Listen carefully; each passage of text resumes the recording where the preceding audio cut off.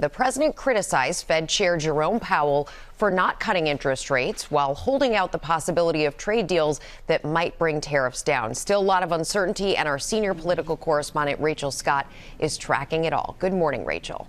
Rebecca, good morning to you. Yeah, a lot of uncertainty here. The president says he is confident he will get those trade deals across the finish line. But as he faces the fallout in the markets and across the country, he's taking on the chair of the Federal Reserve. President Trump blasting the Federal Reserve chair he appointed after Jerome Powell warned the president's tariffs will likely lead to inflation and slow growth. Do you believe you have the power to remove him? And are you trying to do that? I don't think he's doing the job. He's too late, always too late, a little slow.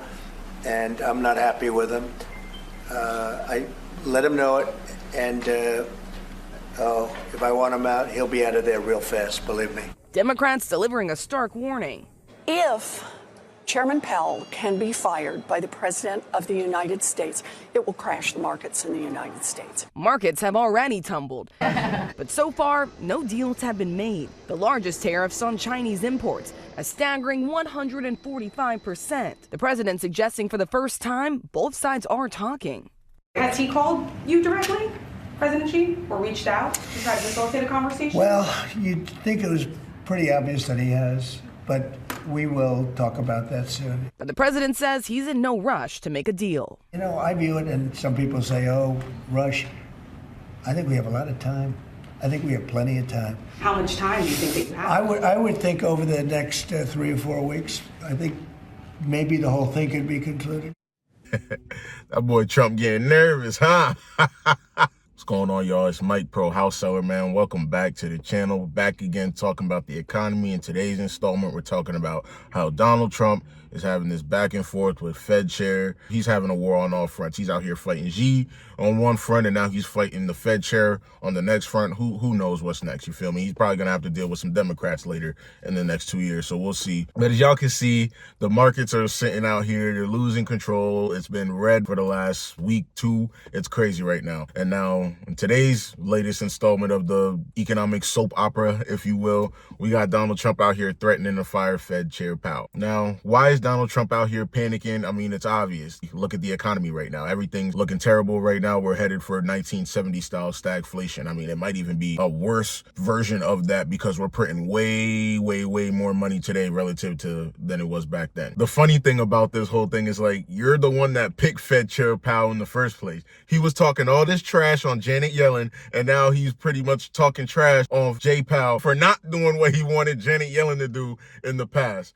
It's crazy, man. It's crazy. I'm going to keep laying down the examples as I talk about this because I show my work. I don't just talk. I show my work. This is another version of Donald Trump being a politician. When everybody was sitting here saying, oh, we're going to vote for Trump because he's not a politician, he's going to drain the swamp. I mean, that's example right there. He's literally asking for the swamp to be bigger. He's asking for the swamp to be bigger. There's no way Donald Trump sees the inflation looking like whatever it is right now. Home prices are running away. People can't afford them. Everything is going up, and you want rates to come down. Everything that he's sitting talking about the economy was what was going on back when him and Hillary Clinton were running in 2016, and he wanted all that stuff to stop. Now, all of a sudden, that you're in that same boat, you just forget about everything. And everyone that was voting for him, that swore that he was going to fix the economy and do all this and do all that, it seems like it went in that year and out the other too. Everybody has amnesia now. The Fed is always political. It doesn't matter if it's a Democrat or Republican and president. I mean, if you don't do what the president wants you to do, as you can see, they're going to threaten to fire you or threaten to not re-elect you. Is Donald Trump really going to drop Jay Powell right now? I mean, probably not. The markets are probably going to tank. I mean, even Elizabeth Warren is saying that. And she's the last person that anybody's going to take economic advice from. But damn it, every dog has his day too, right? This is why you can never trust politicians ever. Ever. Even if you think they have a good heart, even if you think that they're going to be out there for you, the goal is for them to always get voted and get good PR. Donald Trump himself knows this is a bubble. This is a bubble. Lowering interest rates will continue to inflate the bubble. And this is not me saying it. You can hear it from the horse's mouth himself. Mr. Trump, typical politician, all talk, no action, sounds good, doesn't work, never going to happen. Our country is suffering because people like Secretary Clinton have made such bad decisions in terms of our jobs and in terms of what's going on. Now, look, we have the worst revival of an economy since the Great Depression. And believe me, we're in a bubble right now. And the only thing that looks good is the stock market. But if you raise interest rates even a little bit, that's going to come crashing down. We are in a big, fat, ugly bubble. And we better be awfully careful. And we have a Fed that's doing political things. This Janet Yellen of the Fed. The Fed is doing political by keeping the interest rates at this level. And believe me, I say it all the time in these videos. Suffering now is not fun. Don't get me wrong. I'm not trying to make it seem like it's nothing. However, if we kick the can down the road and try to suffer later, the later is always worse. Think about it. If we would have just let stuff happen back in 2020, it would have been bad, especially during the pandemic time. However, everything would not be costing as much as it does today. No politician, every politician, they're good at talking about it when they're not in office. But once they actually get in office, quote unquote, drain the swamp, you get engulfed by the swamp. You can't drain the swamp. One person can't come in and drain the swamp, and people like Donald Trump are just going to come in and make it bigger. Like, it is what it is, man. Everybody's trying to get rid of the U.S. dollar.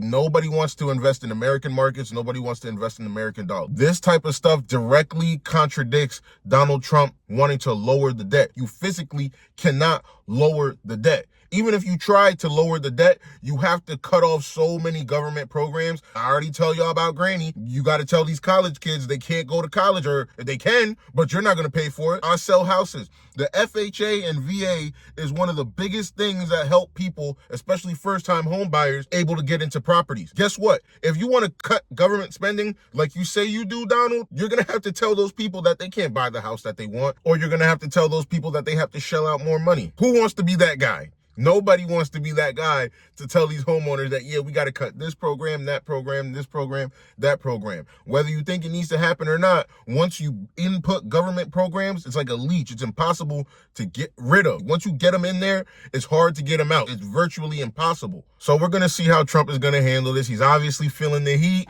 He obviously needs to make some type of moves because he's doing a lot of yapping. So now some action has to come, or else it's just going to blow right back up in his face. But that's it, man. Nothing crazy. Quick little market update. You stayed this long. Appreciate you, man. You could like, you could sub, you could comment if you want. If you don't, it's all good. It's not that deep. Appreciate y'all, man. And I'm going to see you on the next one.